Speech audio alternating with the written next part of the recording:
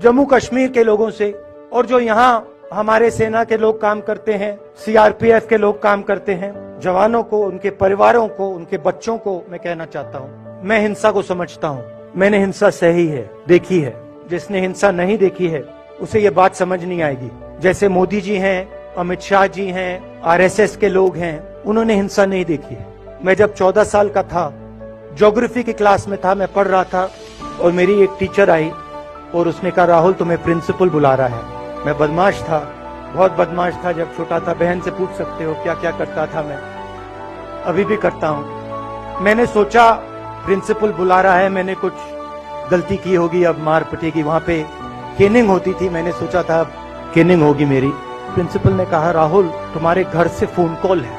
और जब मैंने उसके शब्द सुने मुझे पता लग गया कुछ गलत हो गया है।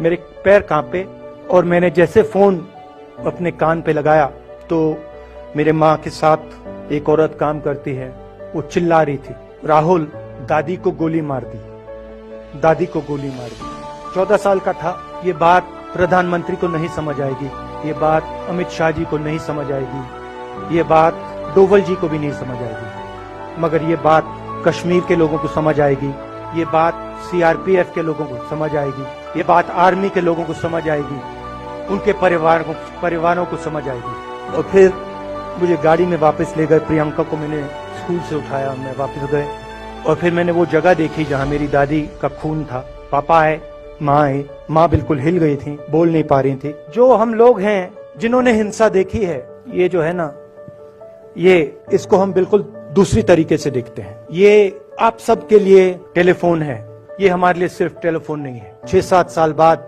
मैं अमेरिका में था और फिर से टेलीफोन आया 21 में। जैसे बहुत सारे, जैसे जो पुलवामा में हमारे सैनिक मरे थे, उनके घर टेलीफोन आया होगा। हजारों कश्मीरी लोगों के घर टेलीफोन आया होगा, सेना के परिवारों को टेलीफोन आया होगा। वैसा ही टेलीफोन आया। पिता के एक दोस्त थे, उन्होंने मुझे फोन किया और कहा, राहुल बुरी खबर है। मैंने उनसे कहा, मैं जानता हूँ, पापा मर गए। कहते हैं हाँ, फोन रख दिया। तो मेरा कहना है, जो हिंसा करवाता है, जैसे मोदी जी हैं, अमित शाह जी हैं, अजीत डोवल जी हैं, आरएसएस के लोग हैं, वो इस बात को समझ नहीं सकते, वो दर्द को समझ नहीं सकते। हम समझ सकते हैं। पुलवामा के जो सैनिक थे, उनके बच्चों के दिल में क्या हुआ मैं जानता हूँ। मेरे दिल में वही हुआ है। जो यहाँ पे कश्मीर में लोग मरते हैं, उनके दिल में क्या होता है, जो फोन कॉल आता है क्या लगता है, वो मैं समझता हूँ, मेरी बहन समझती है। तो कल किसी जर्नलिस्ट ने मुझसे पूछा, यात्रा का क्या लक्ष्य है, जम्मू कश्मीर में क्या अचीव करना चाहती है। यात्रा का लक्ष्य है कि ये जो फोन कॉल हैं, चाहे ये आर्मी के हों, चाहे सीआरपीएफ के हों, चाहे ये कश्मीर के लोगों के हो, ये फोन कॉल बंद हो जाए। कि ये फोन कॉल किसी बच्चे को, किसी माँ को, किसी बेटे को ना लेना पड़े।